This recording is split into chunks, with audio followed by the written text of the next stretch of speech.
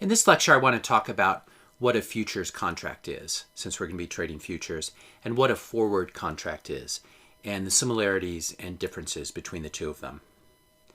So at a very general level, both a futures contract and a forward contract are simply this. They're an agreement between two parties to buy or sell an asset at a specific price at some future date. So in this example, in 6 months from now, we agree, June 1st, 2019, I agree to buy 10,000 pounds of sugar from you, the seller. I'm the buyer, and I agree to buy these 10,000 pounds of a certain kind of sugar. It's got to be a certain purity and a certain weight and a certain color. I agree to buy 10,000 pounds at 15 cents in 6 months from now. That's all a futures contract is, or a forward contract. It's an agreement to buy or sell an asset at some specific price at a point in the future. Now, the main difference between a forward contract and a futures contract, let's begin with a forward contract. So a forward contract is just a contract between two parties. And this is done in a manner that's called over-the-counter. So I could go, let's say I'm a food manufacturer, and I go to a farmer and I say, I just write out a legal contract with him, and I say, I want to buy 100,000 pounds of corn that I'm going to turn into breakfast cereal, and I'll pay you this price in June of 2019. Now, the nice thing about doing that as a food manufacturer is I know how much the corn is going to cost me. And so I sort of lock in a price for the corn at a future date. And it's nice for the farmer as well, because he knows how much he's going to get for the corn.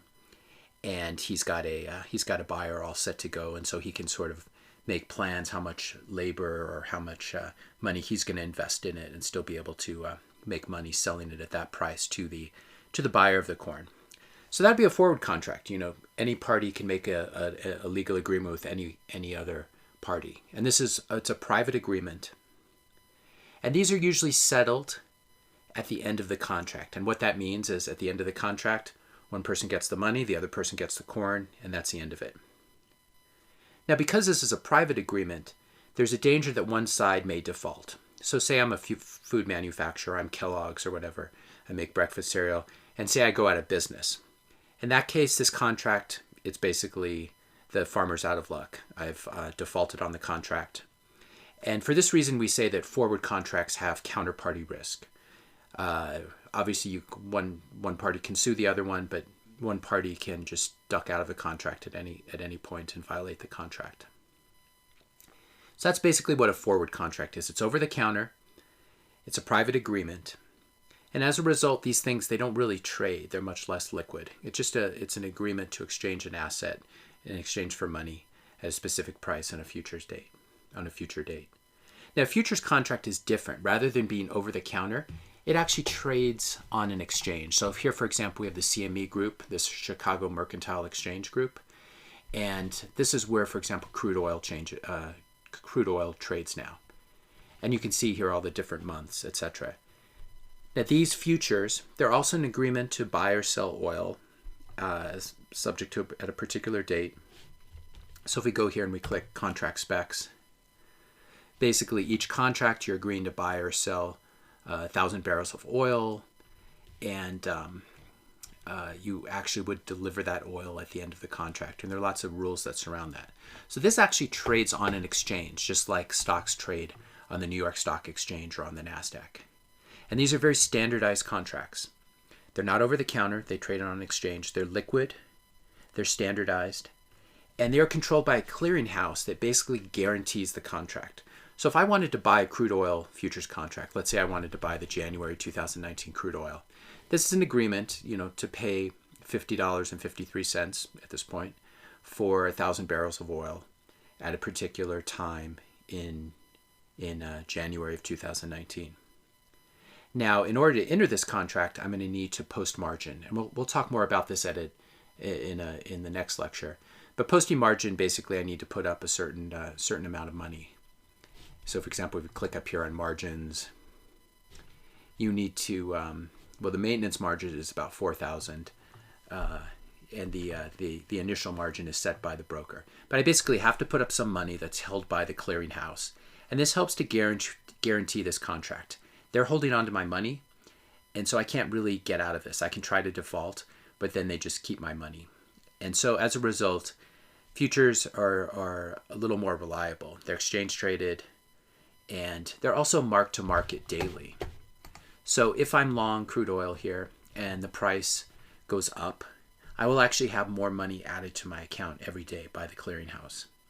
And if the price of crude oil goes down, they will actually take money out of my account. And as we'll see in the next lecture, I'll have to usually at a certain point put more money into the account in order to guarantee that I can stay long the contract.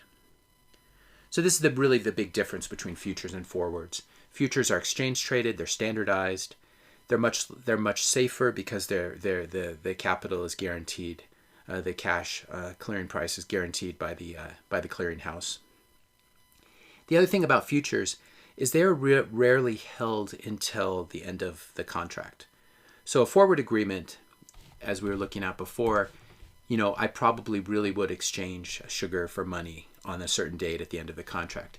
Futures contracts are used by speculators who try to speculate on the price moving, and also by hedgers who actually own the crude oil. So if I own the crude oil and I wanted to lock in a selling price, I could use these futures quotes. But they're rarely held until what's called delivery, where I actually have to deliver the oil to the buyer. They're usually closed out before the end of the contract. And as such, they're very flexible, very easy to use. You can just get cash put into your account as the price of oil changes. And this happens on a daily basis. And so they're extremely safe. And the only way these would not be safe is if for some reason the Chicago Mercantile Exchange went under, which is pretty much unthinkable. There are obviously doomsday scenarios in which this could happen. But it's about as safe as you can get because of the way they structure it. That's the difference between futures and forward contracts. Obviously, in this course, we're going to be trading futures. And in the next lecture, we'll talk a little bit more about margin, initial margin, maintenance margin, and how exactly exchanges collect margin and make you post margin.